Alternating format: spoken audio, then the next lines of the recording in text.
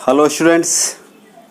तो अभी 11th का देख रहे हैं हम लोग केमिस्ट्री, और इसमें जो है सेकेंड चैप्टर चल रहा है। सेकेंड चैप्टर में जो आपको पढ़ा रहे हैं वो है आपका structure of atom. Structure of atom में हम लोग क्वांटम नंबर शुरू किए थे। क्वांटम नंबर में जो हम लोग पढ़ चुके हैं principal quantum number. Principal quantum number shell के बारे में बताता है। किसके बारे में बताता है? सेल के। जैसे कोई भी एटम्स है उसमें सेल होता है, सब सेल होता है, ऑर्बिटल्स होते हैं। तो जो आपका जो क्वांटम नंबर हम लोग पढ़ रहे हैं, क्वांटम नंबर पढ़ने का मेरा टारगेट, हम लोग का टारगेट एक ही टारगेट है कि हम एटम के बारे में कंप्लीट जानकारी प्राप्त करें। तो इलेक्ट्रॉन के बारे में कंप्लीट जानकारी प्राप्त करने के लिए हम लोग क्या पढ़ते हैं? क्वांटम नंबर पढ़ते हैं। क्वांटम नंबर क्या बताता है? आपका जो है बताता है किसके बारे में?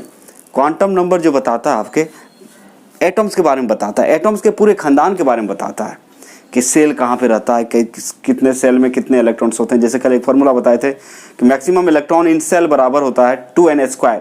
n यहाँ पे क्या है? n आपको पहले जानकारी नहीं थी, लेकिन अब पता चल गया। n को क्या बोला गया? Principal quantum number. और ये प्रिंसिपल क्वांटम नंबर किसी पर डिपेंड नहीं करता है। उसके बाद है आपका एजीमुथल क्वांटम नंबर। अभी जो आपको पढ़ाने जा रहे हैं वो क्या है? आपका एजीमुथल क्वांटम नंबर। और इसको ध्यान से समझने की कोशिश करेंगे, क्योंकि आप एटम के बारे में सीख रहे हैं। कि एटम के बारे में ये सीख रहे हैं कि मतलब कि एटम में क्या क्या चीज होते हैं और कौन इसके लिए काम कर रहा है, कौन बता रहा है। तो बता रहा है आपको क्वांटम नंबर बता रहा है। तो क्वांटम नंबर प्रिंसिपल्स में सीखे थे कि the numbers which tells about the shell present in an atom is called principal quantum number. मतलब वैसे संख्या जो किसी परमाणु में उपस्थित कोष के बारे में बताता है। किसके बारे में बताता है बच्चे? कोष के बारे में बताता है। उसे क्या बोलते हैं हम लोग? प्रिंसिपल क्वांटम नंबर बोलते हैं। अब principal quantum number is denoted by n, small n। तो प्रिंसिपल क्वांटम नंबर को हम लोग स्मॉल n से सूचित करते हैं। और दूसरी बात है कि maximum electron in shell is equal to आता है प्रिंसिपल क्वांटम नंबर से। फॉर्मूला था 2n²। क्या था आपका? 2n²। आज देखने वाले हैं सेल के अंदर सब सेल होता है। सेल के अंदर क्या होता है? सब सेल होता है। सेल के अंदर क्या होता है आपका? जैसे एक बड़ा सा बिल्डिंग है तो उसका चारों तरफ का जो दीवार है उसको सेल मान लें, तो उसके बीच में भी क्या होता है? दीवार होता है जो दिखता नहीं है। तो कहने का मतलब ये सारी चीज देख रहे हैं, सेल, सब सेल, इलेक्ट्रॉन, प्रोटॉन, ये सब क्या है? वेव है। क्या है? एक तरह का वेव है, दिखाई देता नहीं है। तो चलिए हम लोग सीखते हैं आज सेल के अंदर क्या पाया जाता है। तो सेल के अंदर होता है सब सेल। सब सेल को उपकोष बोलते हैं। क्या बोलते हैं? उपकोष। सेल के अंदर होता है सब सेल, और सब सेल के अंदर होता है ऑर्बिटल्स। तो आज एक इंपॉर्टेंट चीज सीखने वाले हैं, एजीमुथल क्वांटम नंबर क्या होता है, और इसके साथ साथ आपको बताएंगे कि एंगुलर ऑर्बिटल मोमेंटम कैसे निकाला जाता है। एंगुलर ऑर्बिटल मोमेंटम कैसे फाइंड आउट किया जाता है, ये आपका इंपॉर्टेंट चीज है। जब हम न्यूमेरिकल्स करेंगे यहाँ पे तो इसको ध्यान में रखिएगा, तभी आप क्वेश्चन बना पाएंगे। क्योंकि क्वांटम नंबर पढ़ने के बाद 2 लेक्चर, कम से कम 2 लेक्चर आपका न्यूमेरिकल्स होंगे, मतलब क्वेश्चन आंसर हम लोग करेंगे इसके आधार पे। इसलिए एक एक चीज को आप ध्यान से समझने की कोशिश करें। तो चलिए सीखते हैं हम लोग। और जो बच्चे नहीं देख रहे हैं तो प्लेलिस्ट बना हुआ इजी सॉल्यूशन क्लासेस में जाएंगे और प्लेलिस्ट को खोलिएगा तो वहां रहेगा 11th।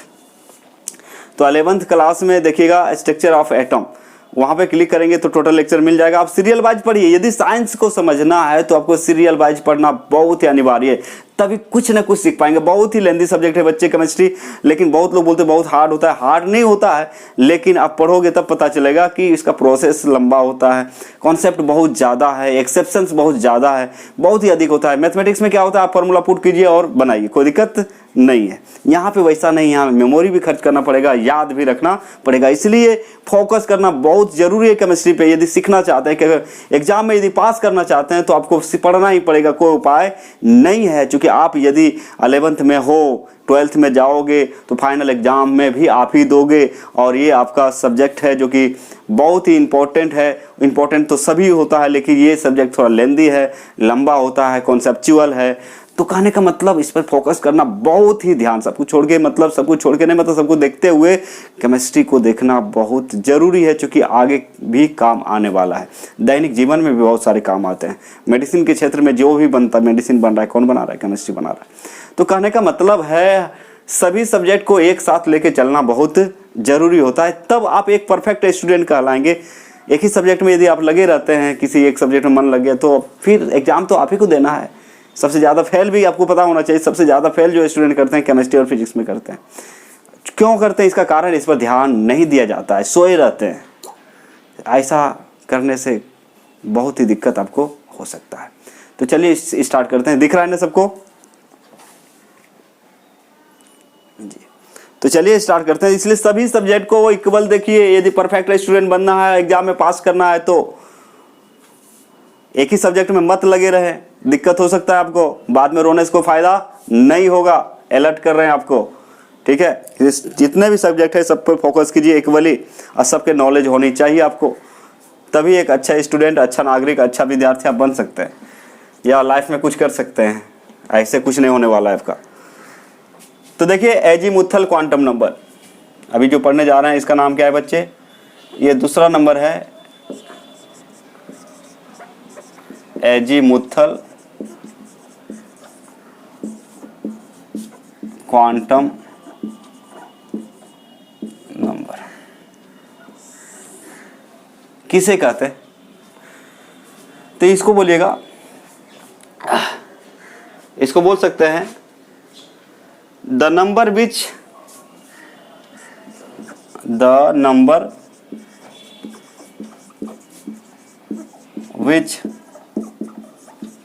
tells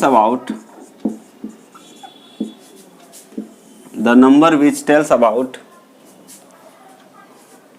the cell present in an atom। present in cell बोलिएगा, सॉरी यहाँ पे ये है आपका क्या चीज? एजीमुथल है, तो ये सब सेल के बारे में बताता है। किसके बारे में बताता है? सब सेल के बारे में। तो याद रखेंगे, the number which tells about the subshell present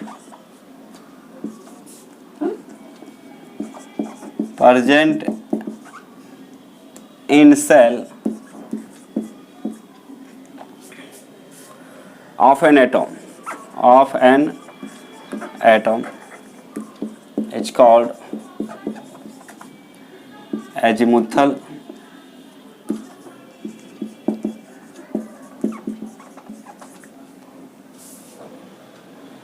quantum number.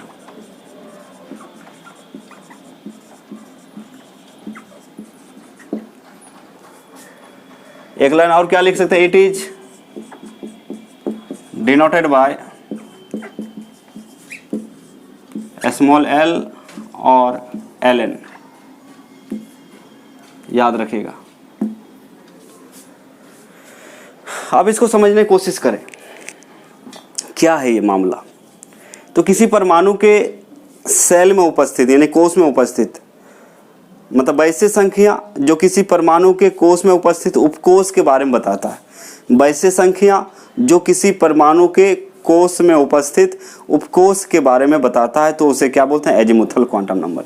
इसको द्विगंशीय क्वांटम संख्या भी कहते हैं। द्विगंशीय, इसका हिंदी क्या होता है? द्विगंशीय भी बोलते हैं। क्या बोलते हैं? द्विगंशीय। क्या बोलेंगे बच्चे? द्विगंशीय। तो याद रखिएगा, वैसे संख्या, हिंदी देख लीजिए, वैसे संख्या जो किसी परमाणु के कोष में उपस्थित उपकोष के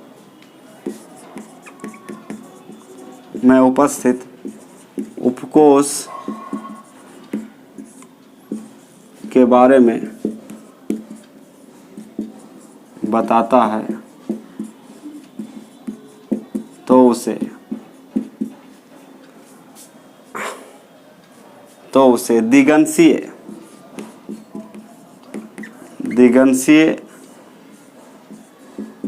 क्वांटम संख्या कहते हैं। क्या कहते हैं? द्विगंशीय क्वांटम संख्या कहते हैं। It is denoted by L और स्मॉल एल और ln। इसे स्मॉल एल या ln से, n फोर यहाँ पे क्या है? n फोर है यहाँ पे, n4 है यहाँ पे प्रिंसिपल क्वांटम नंबर, ठीक है, क्योंकि प्रिंसिपल क्वांटम नंबर की सहायता से आता है। इसे l या ln से सूचित किया जाता है। इसे एल या एल एन से सूचित किया जाता है। अब इसका यदि फॉर्मूला देखा जाए कि भाई एल बराबर क्या होता है, तो एल इज इक्वल टू होता है n-1। याद रखेंगे इसको। एल बराबर कितना होता है, एल यहाँ पे एजीमुथल क्वांटम नंबर है। एल क्या है बच्चे, एजीमुथल क्वांटम नंबर। और बोलिएगा एन क्या है, एन हम लोग पढ़ चुके हैं, पिछला लेक्चर देख लेंगे। एन जो है आपका, एन को बोलते हैं हम लोग principal quantum number. Principal quantum number का मतलब होता है आपका मुख्य क्वांटम या प्रधान क्वांटम संख्या। एजीमुथल क्वांटम नंबर का बताए थे द्विगंशीय क्वांटम संख्या। क्या बोलते हैं, द्विगंशीय, यहाँ पे लिखा हुआ है द्विगंशीय क्वांटम संख्या। इसका हिंदी होता है द्विगंशीय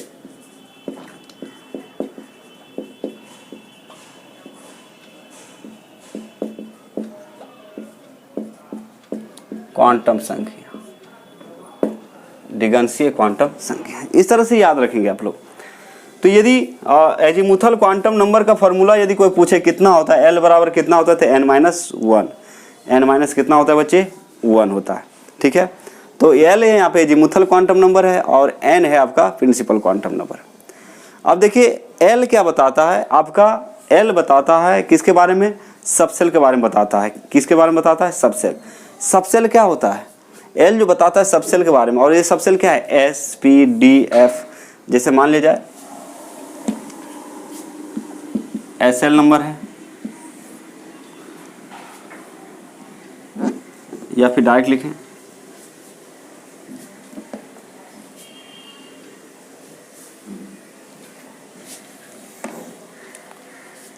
समझिए, एस एल नंबर, सब सेल। और यदि हम एल का वैल्यू निकालें तो एल बराबर होता है n-1। ये बात ध्यान में रखेंगे, समझने की कोशिश करेंगे।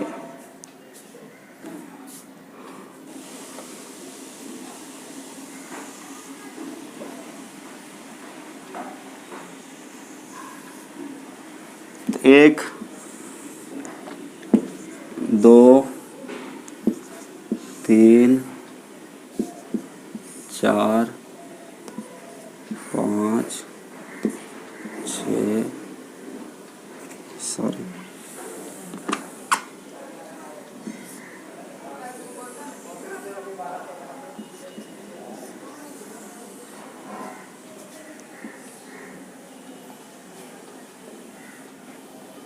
देखिए, इस सबसेल का मतलब उपकोष होता है। क्या होता है बच्चे, उपकोष। और यहाँ पे देखिए एल जो बताता है किसके बारे में, उपकोष के बारे में बताता है। तो यहाँ पे देखिए सबसेल बराबर l-1 होता है। एल बराबर क्या होता है, n-1। तो यहाँ पे जो है ये वाला जो ले रहे हैं ये n है, ये मान लें क्या है, n है। n फॉर क्या है, principal quantum number. n for क्या है आपका, प्रिंसिपल क्वांटम नंबर। तो पहला सबसेल s है, p d f g h और i। यहाँ पे आपको पता चलेगा कि मैक्सिमम इलेक्ट्रॉन कैसे आया। s पर, p पे 6 होता है, s पे 2 होता है, p पे 6 होता है, d पर 10 होता है। आपको बेसिक में पढ़ा दिया गया है, basics for 11th and 12th आपका है किसमें, आपका प्लेलिस्ट में डाला हुआ, उसको आप देख सकते हैं। तो s में देखिए s के लिए n का वैल्यू कितना होता है, 1। s सबसेल के लिए n का वैल्यू कितना होता है, 1। तो l बराबर बच्चे फॉर्मूला है l is equal to n-1, यानी कि आपका जो है n का वैल्यू s के लिए 1 है, तो 1 रखिएगा, n के जगह -1 करेंगे तो कितना होता है, 0। तो हमेशा 0 होगा s के लिए, s सबसेल के लिए l का वैल्यू कितना होता है, 0। 1 - 1 0। अब देखिए यहाँ पे 2 है, तो यहाँ भी फॉर्मूला वही होगा, l बराबर n-1 होता है। तो यहाँ पे n का वैल्यू, p के लिए n का वैल्यू कितना है, 2 है। p के लिए n का वैल्यू 2 है, तो n की जगह कितना रखेंगे, 2 और माइनस कितना, 1, कितना आ जाएगा, 0। d के लिए n का वैल्यू 3 है, तो l बराबर कितना, l बराबर n-1, यानी कि 3 - 1 यानी कि 2, सॉरी यहाँ कितना होगा, 1। अब f के लिए देखिए एफ के लिए एल का वैल्यू 4 है तो एल बराबर एन माइनस 1 यानी कि 4 माइनस 1 तो कितना आएगा 3। जी के लिए एल का वैल्यू 5 है, एन का वैल्यू 5 है तो एल बराबर एन माइनस 1 यानी कि 5 माइनस 1 4। एच के लिए एन का वैल्यू 6 है यानी कि l is equal to n minus 1 यानी कि 6 माइनस 1 बराबर 5। आई के लिए एल का वैल्यू 7 है तो एल बराबर एन माइनस 1 यानी कि 7 माइनस 1 बराबर 6। तो इस तरह से हम देखें अभी कि एल का वैल्यू, तो एस के लिए एल का वैल्यू ये फिक्स हो गया, एस के लिए एल का वैल्यू 0, पी के लिए एल का वैल्यू 1, डी के लिए एल का वैल्यू 2, एफ के लिए एल का वैल्यू, मतलब जितना नंबर में ये आ रहा है उससे एक कम, जितना नंबर में आ रहा है, जैसे एस 1 नंबर में आ रहा है तो 1 माइनस 1 करेंगे कितना है वो 0, पी 2 नंबर में आ रहा है 2 माइनस 1 करेंगे तो 1, डी 3 नंबर में आ रहा है तो क्या बोलेंगे 3 माइनस 1 कितना 2। तो ये एल का वैल्यू, ये क्या है आपका एल का वैल्यू। बोलिए इसका क्या काम है, इसका काम बताते हैं, अभी बताते हैं आपको। सबसे पहले क्या कीजिएगा, इसका स्क्रीनशॉट लीजिए, इसका स्क्रीनशॉट लीजिए।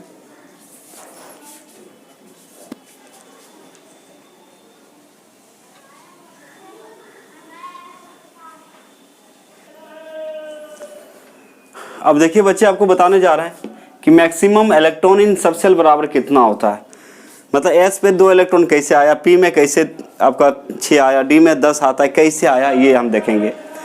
तो यहाँ पे देखिएगा क्या होता है, एक फार्मूला हम याद रखेंगे, मैक्सिमम इलेक्ट्रॉन्स इन सब सेल। वहाँ तो सेल देखे थे, यहाँ पे क्या है सब सेल, मतलब सेल में अधिकतम इलेक्ट्रॉन की संख्या बराबर होता है 2 इंटू एन प्लस एल या फिर 4l प्लस 2। ये फार्मूला है, याद रखेंगे। 2 इंटू एन प्लस एल या फिर किसको बोलते हैं हम लोग 4l प्लस 2। 4l कैसे आया बच्चे, जैसे l बराबर होता है आपका n बराबर, मतलब आप लिखे थे l is equal to n minus 1 होता है, तो n बराबर कितना हो जाएगा l प्लस 1। तो यहाँ n की जगह यदि हम l प्लस 1 रखें, n की जगह कितना रखें n प्लस 1, तो l हो जाएगा 2l हो जाएगा प्लस 1 यानी कि 2 दूना 4l प्लस 2 हो जाएगा। ये वैल्यू यदि यहाँ पे रख दें n की जगह, ये वैल्यू यहाँ पे रख देंगे तो आपका कितना आ जाएगा 4l प्लस 2। तो दोनों फार्मूला सही है, यानी कि मैक्सिमम इलेक्ट्रॉन निकालना चाहेंगे सब सेल में। सब सेल यहाँ कौन है SPDF, SPDF है तो आप निकाल सकते हैं, तो आराम से निकाला जा सकता है। जैसे मान लीजिए SL नंबर, उसके बाद लिखेंगे सब सेल और मैक्सिमम इलेक्ट्रॉन, मैक्सिमम ES मतलब इलेक्ट्रॉन, यानी कि मैक्सिमम इलेक्ट्रॉन का फॉर्मूला क्या था, ये आया है 2 इंटू एन प्लस एल या फिर बोल सकते हैं 4l प्लस 2, यही आया ना, ये फॉर्मूला आया आपका। अब देखिए 1 नंबर में कौन है आपका S है, 2 नंबर में आता है P, 3 नंबर में आता है D, 4 नंबर में आता है F, 5 नंबर में आता है G, 6 नंबर में आता है H और 7 नंबर में आता है I। इस टाइप का है। तो S P D F G H और क्या है आपका I। फॉर्मूला लगा दीजिए बच्चे, फॉर्मूला लगा दीजिए, दोनों में से कोई भी लगाइए, कोई दिक्कत नहीं है।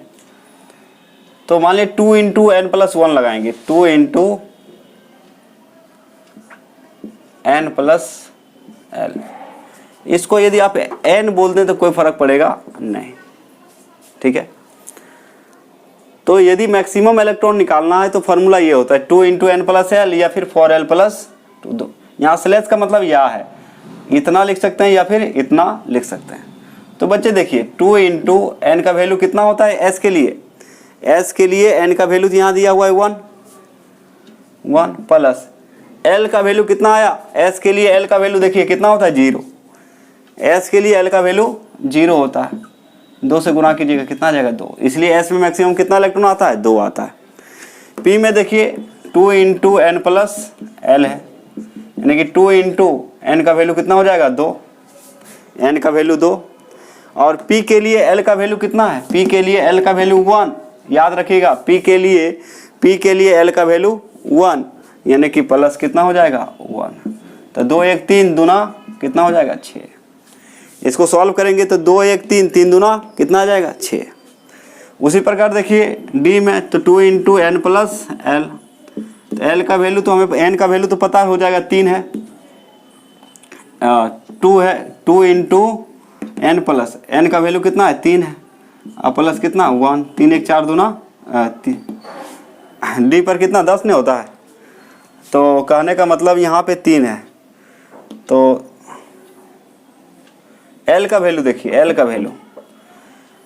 वैल्यू कितना होता है जी, डी के लिए एल का वैल्यू, डी के लिए एल का वैल्यू 2, डी के लिए एल का वैल्यू 2, तो 3 और 2 5 दूना कितना हो जाएगा 10। 2 इंटू एन प्लस एल इसके में लिए, तो 2 इंटू एन का वैल्यू कितना है यहाँ पे 4, और प्लस एल का वैल्यू 3, 4 और 3 7 दूना 14 इलेक्ट्रॉन, कितना आएगा मैक्सिमम इलेक्ट्रॉन 14। फिर इसमें जी में लगाइएगा तो 2 इंटू एन प्लस एल वही फॉर्मूला, तो 2 इंटू एन का वैल्यू 5 और प्लस 4 है ना। जी के लिए कितना आता है 4 आता है, जी के लिए एल का वैल्यू 4, तो एल की जगह कितना लिख दिया 4, 5 4 9 दूना 18। आ रहा है समझ में, कोई दिक्कत नहीं, बहुत ही ईजी है।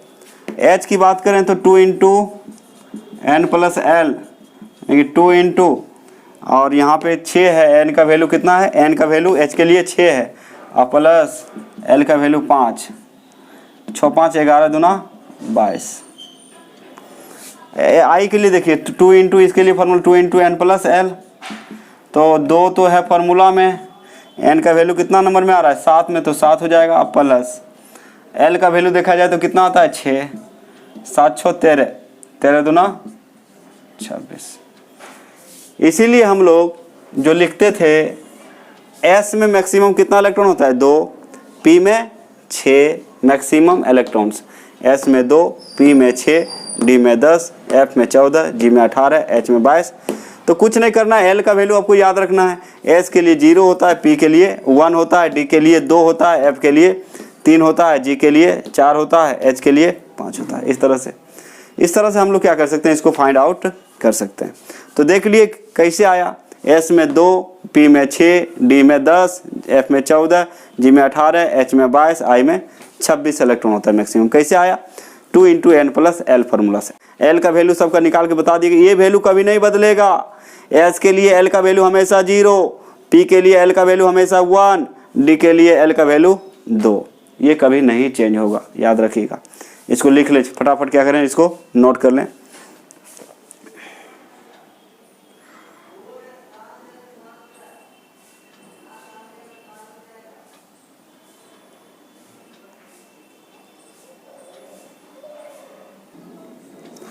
तो बच्चे इतना नोट कर लीजिए आप लोग, ठीक है।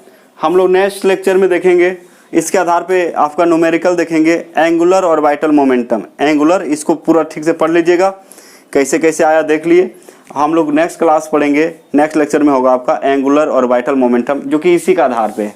उसका फॉर्मूला बताएंगे और क्वेश्चन करेंगे उस पर, ठीक है। फॉर्मूला बताएंगे और क्वेश्चन करेंगे एंगुलर और वाइटल मोमेंटम, ठीक है।